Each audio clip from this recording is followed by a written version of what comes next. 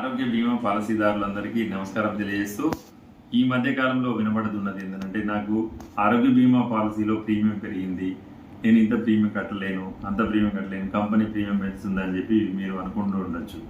కానీ ప్రీమియం ఎందుకోసం పెంచుతుండ్రు అనే దాని గురించి మీరు వివరణ తెలుసుకోవాలనుకున్నప్పుడు 3 కారణాలు ఉంటుంది.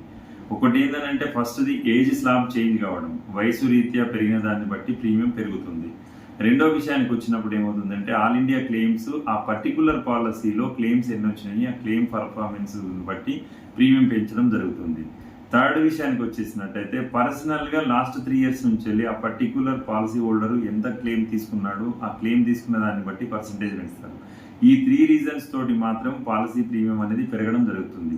అది పెరగకపోతే ఏమవుతుందంటే కంపెనీ రెసిస్టెన్స్ పవర్ అంటే కంపెనీ యొక్క ఫ్యూచర్ అనేది ఉండదు, కంపెనీ మనగడ ఉండదు. సాల్వెన్సీ మార్జిన్ మనీ రేషియో కనుక